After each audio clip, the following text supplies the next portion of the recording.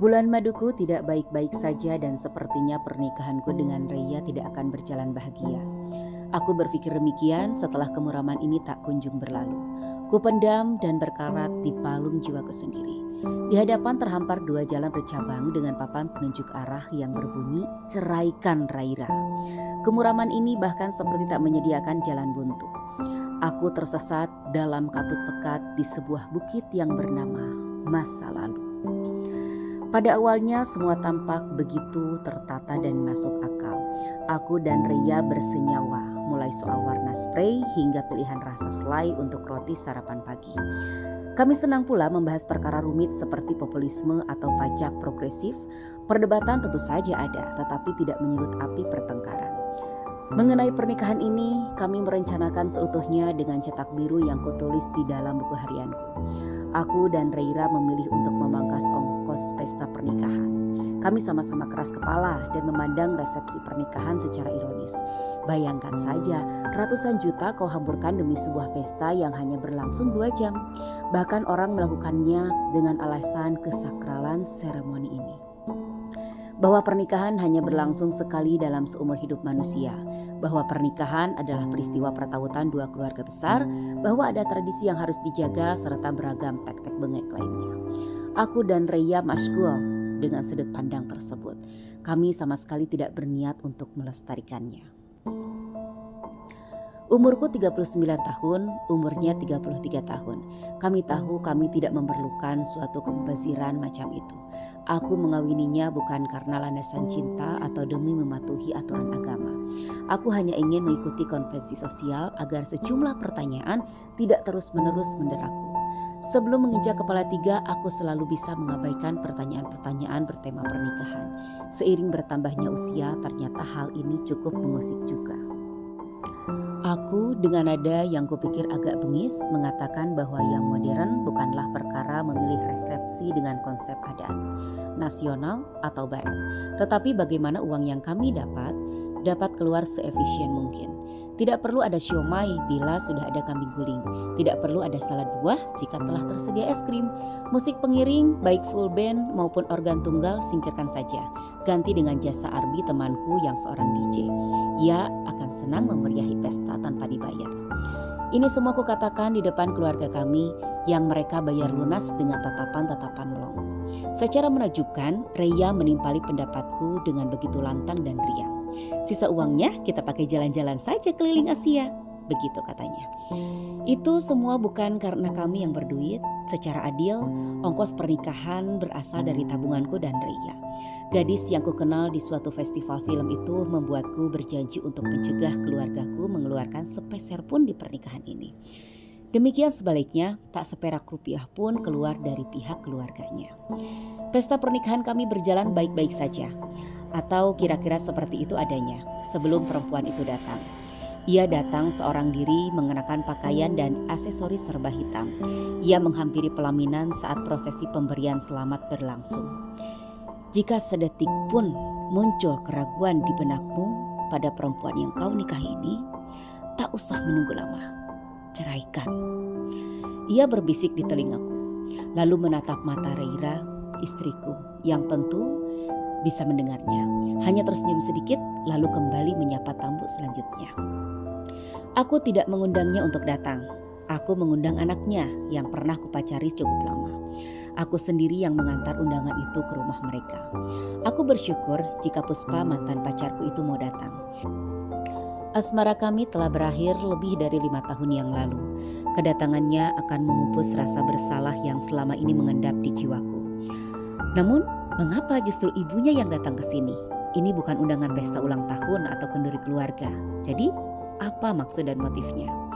Perempuan yang pernah menjadi ibu keduaku itu langsung melenggang keluar setelah tuntas menyampaikan nasihat yang murung. Hitam kurasakan menyeluruh dan tak mau luruh. Sungguh benar ketika ada yang bilang bahwa kondisi jiwa acap kali menentukan perilaku manusia. Sekeras apapun upayaku untuk mewarnai suasana hati, sekeras itu pula nasihatnya mengguntur dalam kepalaku.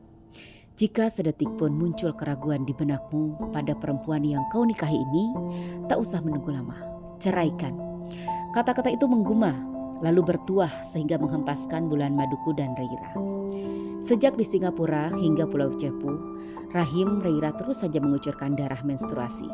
Kamar suite hotel terasa begitu dingin, dingin yang tak mengeluarkan aroma kemesraan. Apakah masih bisa disebut bulan madu jika pergumulan ranjang selalu saja tertunda?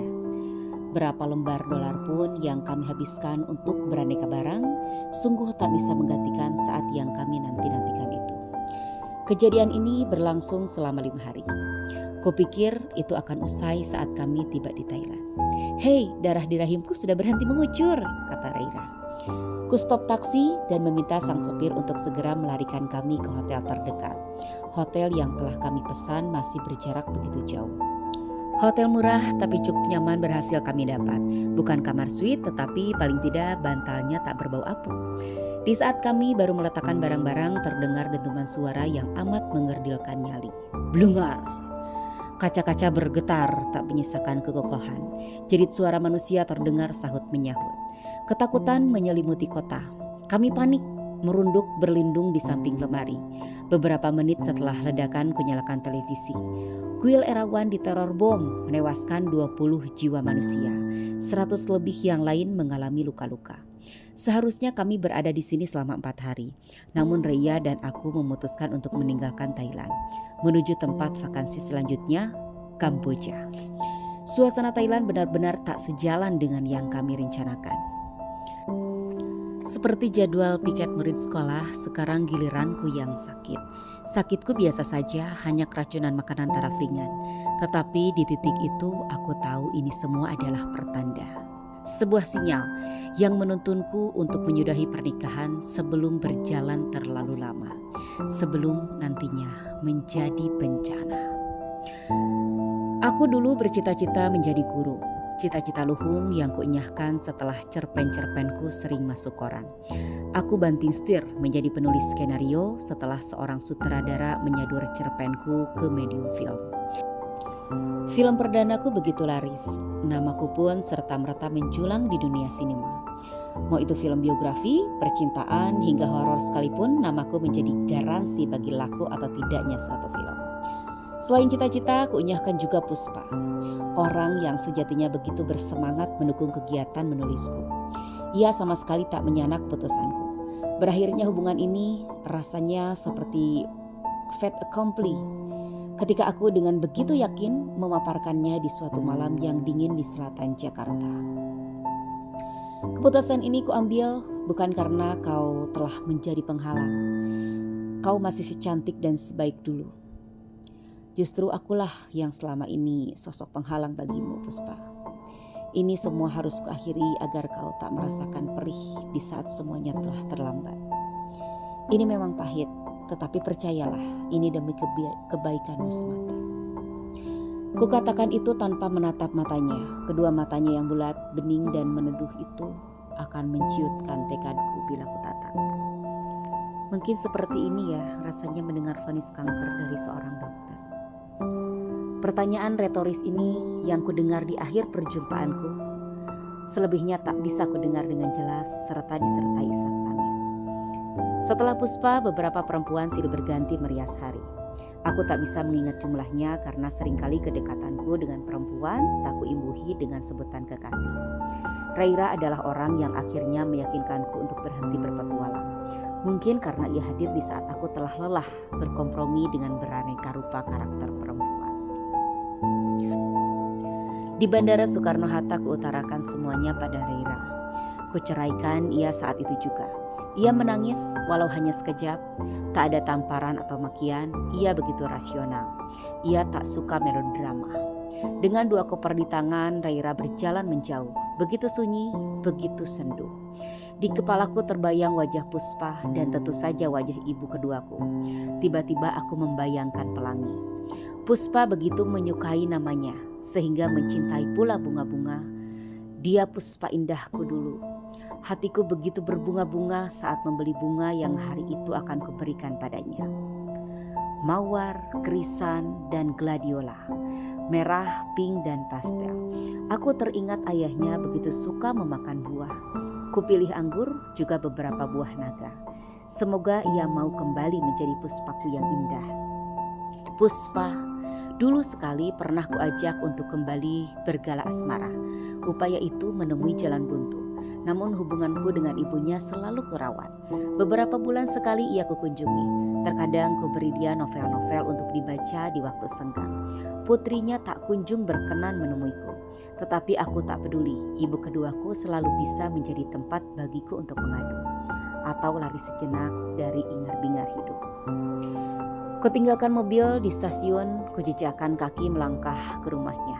Ponsel yang selalu kupastikan berada dalam keadaan siaga kali ini kumatikan. Kusimpan di saku celana. Aku ingin menapaktilasi masa silam saat kedua pasang kaki kami berjalan beriring mesra dari stasiun ke stasiun. Dari rumah ke kampus. Oh, begitu langkah-langkah kecil itu terasa begitu ringan dan riang. Entah dorongan apa yang meyakinkanku untuk berbuat ini. Semenjak kejadian itu Puspa sempat terpukul. Dari ibu keduaku aku tahu bahwa perlahan ia bisa melanjutkan hidup dengan bahagia. Bekerja di dunia yang ia impi-impikan. Aku begitu percaya kekerasan hatinya bisa luluh setelah mengetahui pernikahanku luluh lantak semata-mata demi kembali berpulang kepadanya. Lamunanku hanya sejenak melarikanku dari kenyataan. Mataku memicing hingga sekira 20 meter, terlihat gang sempit yang begitu kukenal. Gang itu sungguhlah masih jauh, kira-kira masih 50 langkah lagi. Ingin aku bergegas namun kutahan. Ekstase ini perlu kunikmati secara hikmat dan perlahan, seutuhnya dan seluruhnya. Sayup-sayup kedengar suara orang mengaji, sebagaimana gang-gang lain di belantara Jakarta. Religiositas bersanding mesra dengan pejalnya hidup. Setelah belasan tahun hanya mampir sepintas lalu selewat dengar. Kuhikmati kembali ayat-ayat suci yang dilantunkan penghuni gang. Kuhirup udara dalam-dalam, ekstase ini bertambah dosisnya. 1 rumah, 3 rumah, 7 rumah, lantunan ayat suci tak lagi terdengar sayup-sayup. Kalam Tuhan kudengar semakin bening dan nyaring. Orang-orang duduk meleseh dan berjejal hingga depan rumah-rumah tetangga. Pertanyaan membebat dalam hebat setelah kusadari yang sejak tadi kudengar adalah irama pengantar mati. Seseorang yang duduk di deretan paling pinggir kuhampiri. Ini acara apa? Tanyaku tanpa berusaha ramah. Pengajian 40 hari Ibu Murti. Mau duduk di sebelah saya? Sepertinya di dalam sudah penuh menurutnya. Buket 3 macam bunga dan seplastik buah serta merta luruh dari genggaman. Kepala dan duniaku kompak berpusing. Seharusnya ibu keduaku tidak menghadiri pesta dan memberikan nasihat itu. Baru 13 hari yang lalu pesta pernikahan itu kuadakan. Pondok Bambu, April 2017.